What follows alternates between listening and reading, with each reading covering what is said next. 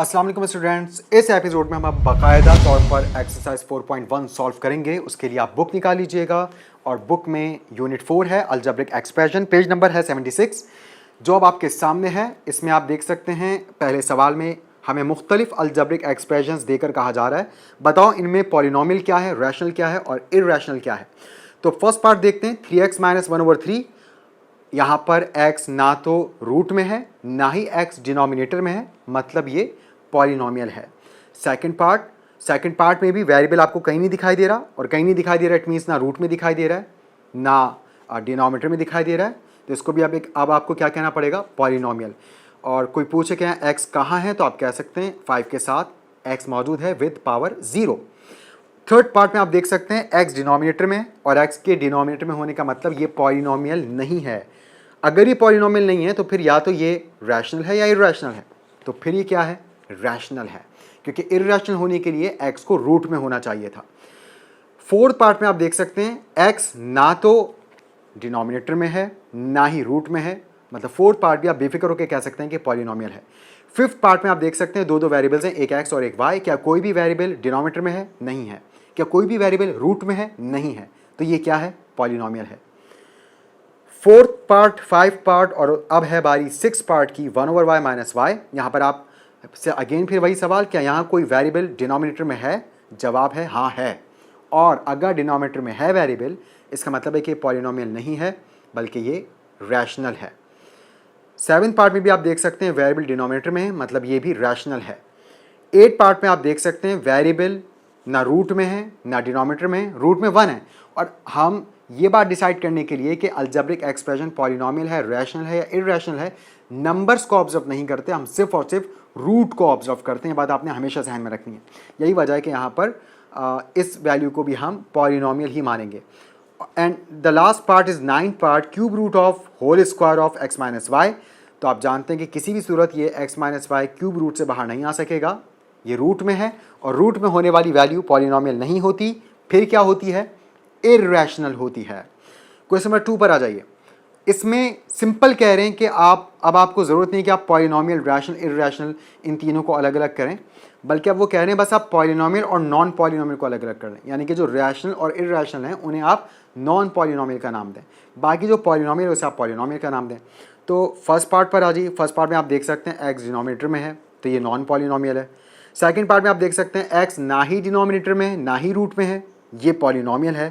Third part में भी variable, second part में भी दो वेरिएबल्स थे x और y, थर्ड पार्ट में भी दो क्या बल्कि 3 वेरिएबल्स हैं x, y और t, जैसा कि आप देख रहे हैं। तो ये थर्ड पार्ट में भी ना ही कोई वेरिएबल रूट में है ना ही कोई वेरिएबल डिनोमिनेटर में है, इसलिए ये जो थर्ड पार्ट है ये पॉलिनोमियल है। फोर्थ पार्ट में वेरिएबल डिनोमिनेटर में है, इसलिए फोर्थ पार्ट में जो अलजेब्रिक एक्सप्रेशन है वो रैशनल है। फिफ्थ पार्ट आप देख सकते हैं परफेक्टली पॉलिनोमियल है, कोई वेरिएबल रूट में नहीं है, कोई वेरिएबल डिनोमिनेटर में नहीं है। 6th पार्ट आप देख सकते हैं वेरिएबल डिनोमिनेटर में है, इट मीन्स कि ये पॉलिनोमियल नहीं है, ये नॉन पॉलिनोमियल है। और वैसे रैशनल है मगर आप रैशनल नहीं लिखेंगे बल्कि सिर्फ नॉन पॉलिनोमियल लिखेंगे। 7th पार्ट में आप देख सकते हैं पॉलिनोमियल है। 8th पार्ट आप देख सकते हैं पॉलिनोमियल है क्योंकि कोई भी वेरिएबल डिनोमिनेटर में नहीं है, डिनोमिनेटर में 4 है। अगर कोई वेरिएबल डिनोमिनेटर में होता तो ये नॉन पॉलिनोमियल होता, तो इसलिए ये 8th पार्ट पॉलिनोमियल है।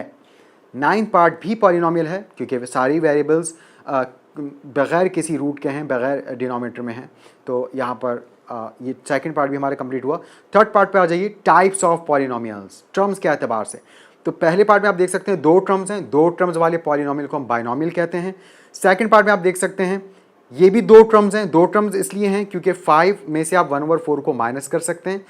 2 नंबर्स हैं यहाँ पर और जाहिर बात है नंबर्स आपस में ऐड और सब्ट्रैक्ट हो सकते हैं। और मैंने आपको ये बात पहले बताई थी कि हम इस बात का फैसला कि कोई भी अलजेब्रिक एक्सप्रेशन बाइनोमियल है, मोनोमियल है, ट्राइनोमियल है या मल्टीनोमियल है, मुकम्मल सिंप्लीफिकेशन की बात करते हैं। तो -1/4 और 5 की सिंप्लीफिकेशन अगर हम कर लें तो 5 - 1/4, यहाँ पर अब आप बोर्ड पर मुलाहिजा कर सकते हैं ये -1/4 आप 5 में से माइनस कर दें, 2x + 5 - 1/4। तो 5 में से 1/4 माइनस करने के लिए आप एलसीएम लेकर भी इसको माइनस कर सकते हैं। और इसकी एक स्मार्ट टेक्निक भी है कि आप इस 4 को 5 से मल्टीप्लाई करवा लें, 4 5 20 होता है, 20 में से इस 1 को according to this sign minus कर लें, 20 माइनस 1 19 होता है, तो 2x प्लस 19 और डिनोमिनेटर में 4 एज इट इज। तो इस एक्सप्रेशन को सिंप्लीफाई करने के बाद हमारे पास ये जवाब आ रहा है, और इस जवाब में कितनी टर्म्स हैं? 2 टर्म्स हैं, इसलिए क्या कहलाएगा? बायनॉमियल। मजीद आगे बढ़ते हैं। तीसरे पार्ट में तीन तीन टर्म्स हैं, 3x, एक 1/4y और एक -5। इट मीन्स कि ये ट्राइनोमियल है। फोर्थ पार्ट में भी तीन तीन टर्म्स हैं, एक एक्स स्क्वायर की, एक एक्स की और एक 3 की। और आप जानते हैं एक्स स्क्वायर वाली टर्म एक्स वाली टर्म के साथ प्लस या माइनस नहीं हो सकती, ये हमेशा सेपरेट ही रहती हैं, इसलिए ये ट्राइनोमियल है। फिफ्थ पार्ट आप देख सकते हैं, 4x स्क्वायर एक टर्म है, -5 दूसरी टर्म है, ये बायनोमियल है। सिक्स पार्ट में सिर्फ सिंगल टर्म है x, तो ये मोनोमियल है। सेवन पार्ट भी मोनोमियल है क्योंकि एक ही टर्म है। और एट पार्ट अगर आप देखें तो ये है a माइनस बी का whole square minus B square. तो ये जानने के लिए कि ये क्या है हमें पहले इसको सिम्प्लीफाई करना पड़ेगा, तो इसको सिम्प्लीफाई कर लेते हैं। a माइनस बी का whole square minus B square. अगर कोई आपसे कहे कि नहीं अभी के स्टेटस के मुताबिक बताओ कि ये क्या है, तो इस वक्त ये बायनोमियल है, क्योंकि याद रखिएगा पूरे ब्रैकेट को हम एक टर्म मानते हैं, तो ये अभी बायनोमियल है। मगर सिम्प्लीफिकेशन के बाद इसकी क्या शक्ल निकलती है? तो पहले तो आप a माइनस बी की ब्रैकेट को ओपन करेंगे, पावर 2 है, और आप जानते हैं whole square of a minus B बराबर होता है a square minus 2ab plus B square और आगे minus B square. Plus B square से माइनस बी स्क्वायर कैंसिल, ये हमारे पास रह गया a स्क्वायर माइनस 2ab। तो अभी भी ये बायनोमियल ही है, ठीक। तो बिफोर सिम्प्लीफिकेशन भी आप बता सकते हैं, क्योंकि हमेशा सारे ब्रैकेट्स को ओपन करना पॉसिबल नहीं होता। फॉर एग्जाम्पल यहाँ ब्रैकेट की पावर 2 नहीं होती बल्कि 20 होती, तो क्या हम ब्रैकेट को 20 बार लिखकर मल्टीप्लाई करवाते? वो तो हमारी फिर ज़िंदगी गुजर जानी थी, मैट्रिक कब होता फिर। तो इसलिए यहाँ पर whole square of a minus B अगर आप ओपन कर लेते हैं तो ये बायनोमियल है। और लेकिन अगर आप ब्रैकेट्स ओपन किए बगैर भी जवाब देना चाहें तो बिल्कुल दे सकते हैं, ये बायनोमियल है। उसके बाद आते हैं नेक्स्ट क्वेश्चन पे, इसमें कह रहे हैं आप डिग्री बताइए। तो फर्स्ट पार्ट में आप देख सकते हैं दो टर्म्स हैं, एक x और एक y स्क्वायर। x के ऊपर पावर 1 है, y के ऊपर पावर 2 है। तो ज़्यादा पावर्स की आबादी इस वक्त सेकंड टर्म में है और वो 2 है, तो इसका डिग्री भी 2 है। सेकंड पार्ट में आप देख सकते हैं फर्स्ट टर्म में x पर पावर 4 है, y पर पावर 1 है, यानी कि टोटल पावर 5 है फर्स्ट टर्म की। सेकंड टर्म में पावर 2 है, थर्ड टर्म में पावर 3 है। तो जाहिर सी बात है हाईएस्ट पावर डिग्री कहलाती है, तो यही वजह है कि सेकंड पार्ट में डिग्री 5 है। थर्ड पार्ट में अगर हम डिग्री की बात करें तो थर्ड पार्ट में तो वेरिएबल ही नहीं है, तो वेरिएबल नहीं है, इट मीन्स के यहाँ पर डिग्री 0 है। यहाँ पर आप बोर्ड पर इसको बहुत अच्छे से समझ लीजिए। 5 क्यूब का मतलब तो 125 होता है। नंबर के ऊपर मौजूद पावर डिग्री नहीं होती।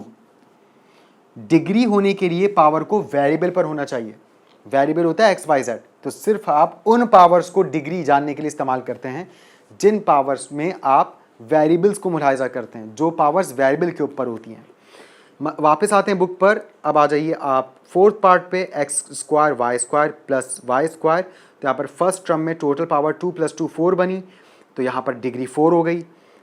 फिफ्थ पार्ट में एक ही टर्म है, तो यहाँ पर सारी ही जो बेसिस हैं उनकी पावर्स को आप ऐड कर लें, 2 + 2 + 2 6 हो गई इस टर्म की टोटल पावर, यही इसकी डिग्री है।